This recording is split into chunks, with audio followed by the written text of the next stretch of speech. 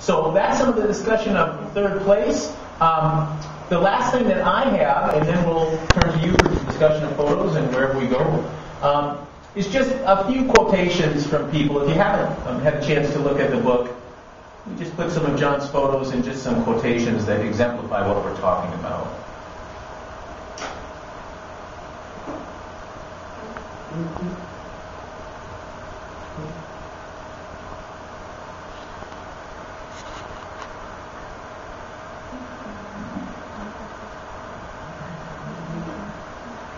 First young man was Wes Otto. This is Carol Milner.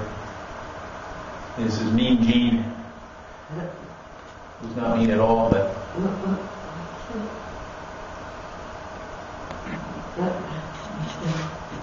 and again, John photoed people at the wagon wheel, but also in their home environments or sometimes in their work environments.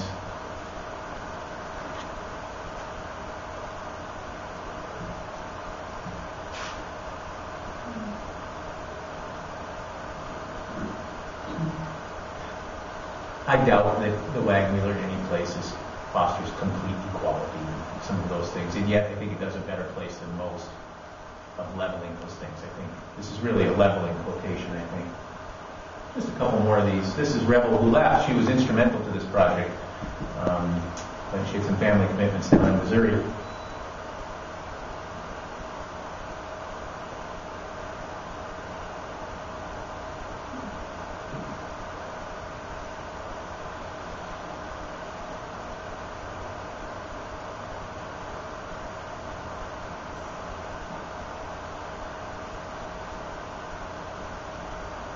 This is about Al, the waitress there.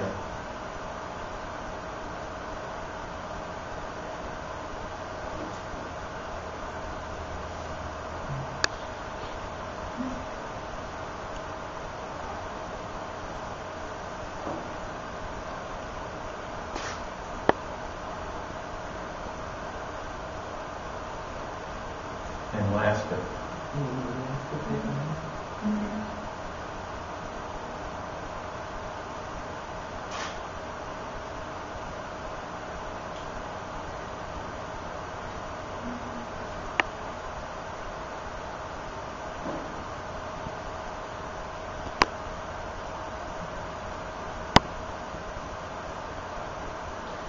Does anybody know Kevin Hafner personally? Kevin Hafner does not take compliments well. I suppose that's a good quality, but I just think he is he's a community treasure in a lot of ways, in the ways that he interacts with people and the subtle things, the people things that he does. We never wants any credit for it or anything like that. And I just think he runs a place that really is that home away from home for a lot of folks. And so it's a pleasure getting to know him too. He's even warmed up to me. I kind of talk a lot for Kevin. He tolerates me. So I'm going to start. Why don't we just start those pictures? Yep, we'll start those pictures. And I think that basically, while we're talking a little bit, we're just going to play the photographs from the book in the background. And you can certainly view those as they're playing.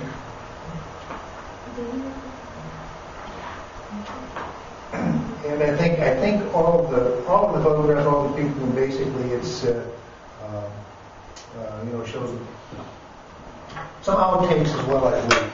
But when Dave and I started this project, there were some technical things we had to talk about. At least from a photographer standpoint, one of the issues in the place is that it's a very strange place to take pictures. It's very cramped.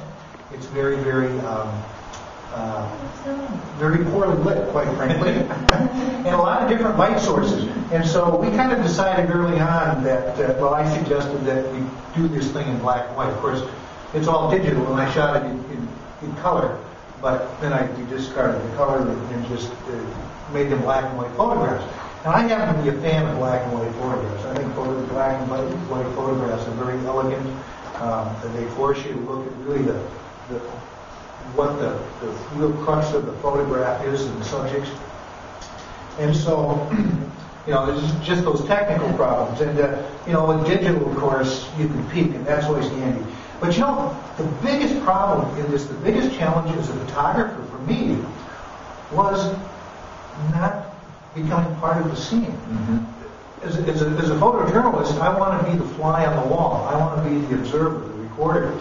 But it's just the nature of the wagon wheel that you walk in with a camera like this. You are very subtle. And it took a little while for people to kind of just tune me out. And I'd get over there when I could. It's a block and a half from the free press to get over there, so I walked over there some mornings and have specific people in mind, but also just kind of the generic photographs as well as the interaction between the people. But really, it was the toughest part of this whole process was not becoming part of the group. You go back to the bullshitters, they want you to snap. I got the cameras, and of course I've got to take. I've got other things I have to do too. But eventually they kind of tune me out. I tell them, listen, guys, just ignore me now and go back to what you're doing. They did a pretty good job. As I look at these photographs, I've been in this town for almost 39 years now. And this is kind of preaching to the choir because by virtue of being here at the Blue Lake County Historical Society, you understand the significance of the passage of time. And as a photographer who's been in this town for many, many years, I sometimes come up to an intersection and look around and I think, I should have shot a photograph, just a quick photograph out the car window of this scene and compare it with the way it looks today. Yes, you should do that. And I didn't do it. I apologize. But hindsight is 20/20. Yeah. But my point is, any photograph gains significance with the passage of time. Just your most rudimentary snapshot of the family. The beauty of it is it preserves that moment and in a fairly accurate way. And when I teach my class up at MSU, I early on suggest to students that what they need to do is just imagine what it would be like without photography, because it's a medium that has been with us since mid 19th century or 1860 or so, and we come to take it for granted. But the fact is, it's a remarkable medium, and even with the evolution from film to digital, which I think has got some perils, but it remains just one of those things we take for granted. But it's such a rich medium.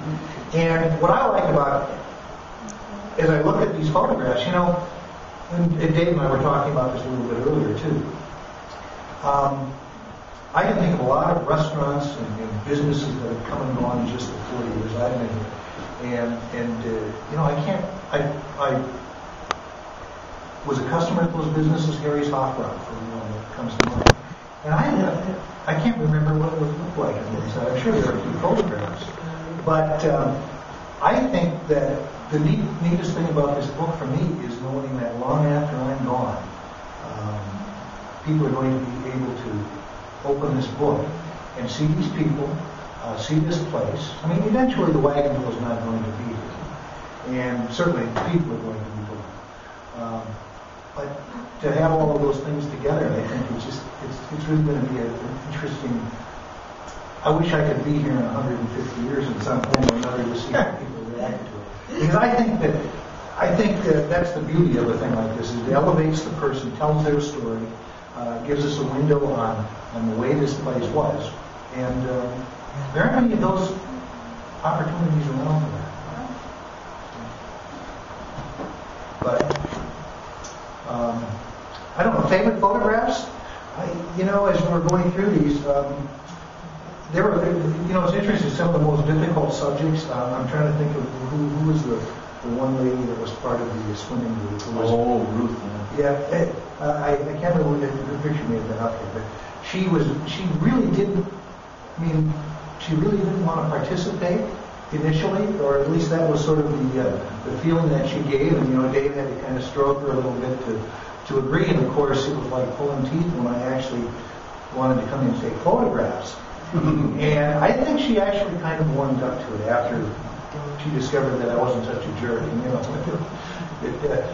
Photography is probably 99% people skills, and 1% technical skills, particularly since we can now peek. Look at the back of the camera. So. Well, I can say that too. Since you didn't get here until 75, I can remember some really interesting characters that used to be there. I wonder if maybe some of you who are my so-called vintage might remember an individual called Hap. When I was going to MSU in the 50s, Hap was for lack of a better term, a derelict on the street. He always wore a very, very heavy, thick black coat. 90 degrees outside, 20 below, made no difference. But Hap was there. And when I came down to the Wagon wheel to have my hot beef commercial, Hap came in. And he went up to the counter and sat down, and the waitress greeted him. Hello, Hap. If he said anything, it was undecipherable.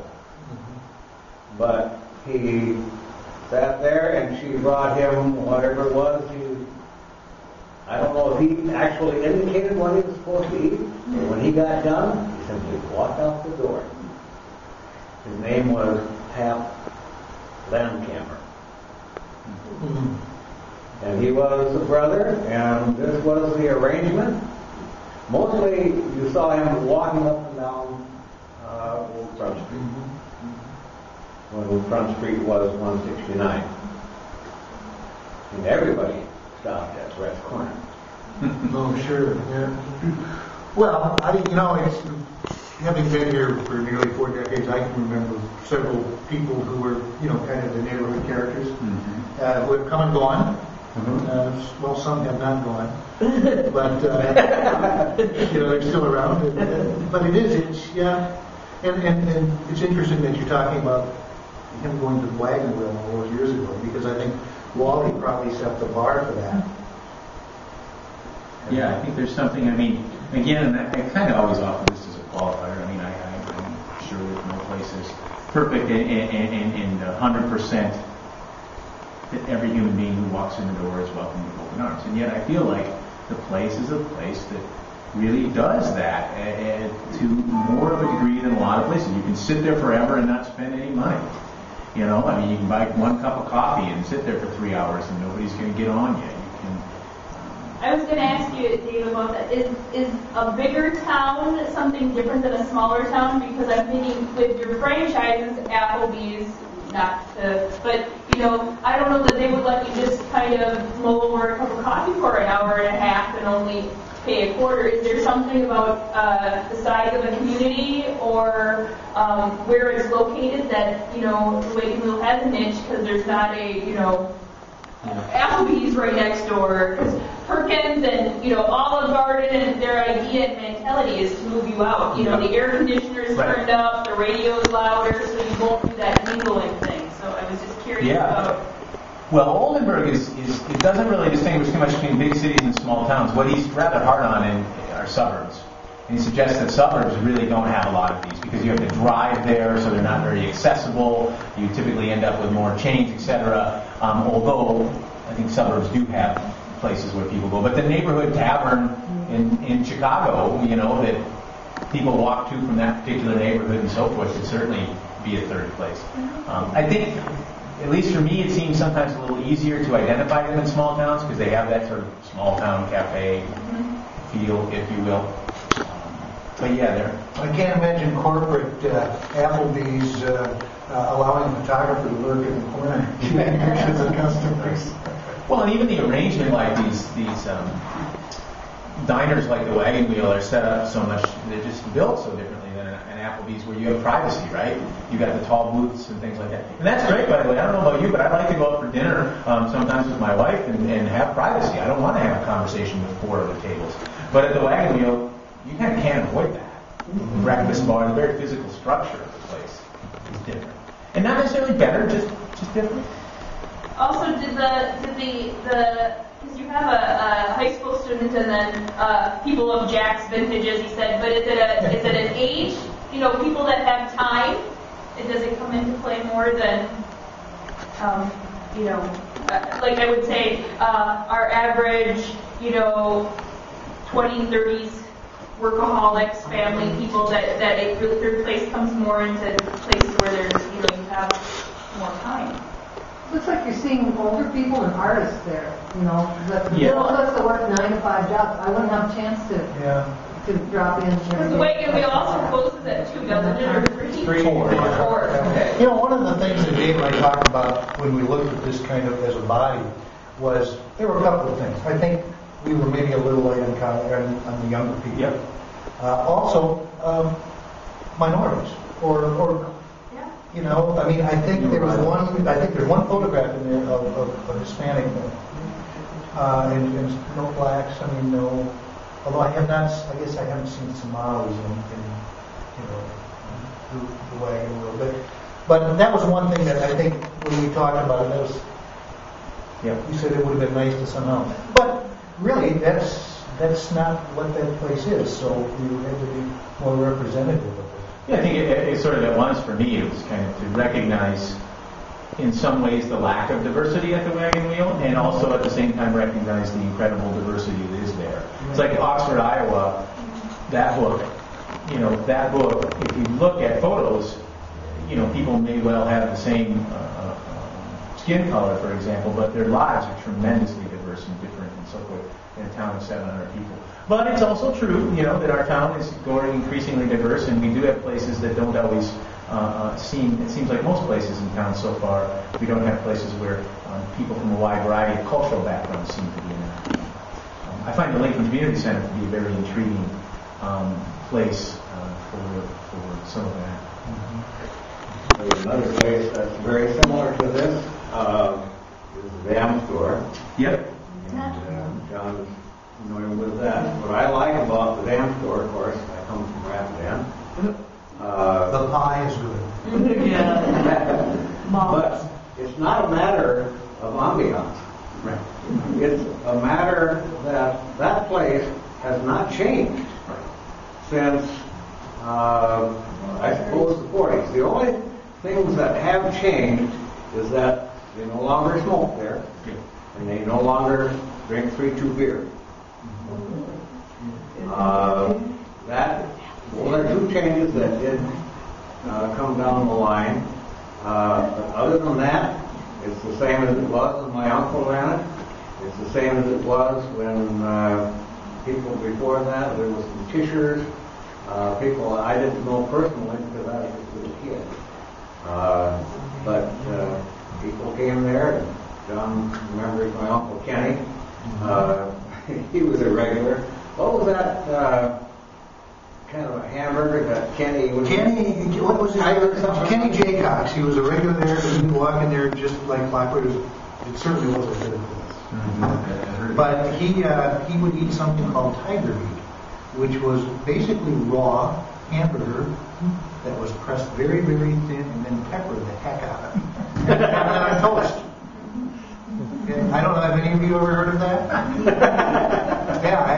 Frankly, it's something that I might pass on. But, one of the challenges with this whole thing is, it's not a very big place. And one of the fears I had about this whole thing was all of the photographs looking the same. Yeah. But as it turned out, I think we got a lot of nice variety just kind of by hanging out with Catherine moments. I have to tell you, John, one of the things was all of the stuff on the walls had to relate to sports memorabilia and the Twins. When we were trying to do Front Street, we contacted Tom Frederick and said, do you remember what was on the walls of the corner cafe? And he was like, no. You should really come to see the new Happy Chef. He just remodeled. There are pictures of chefs. And I was like, yeah, that's it. We're trying to figure out what a diner looked like in 1960. What did you have? Did you have ceiling fans? And he couldn't remember at all. And so as I'm looking at the background of the picture, going, that's a Twins poster. That's a Twin. Oh, this isn't helping me either.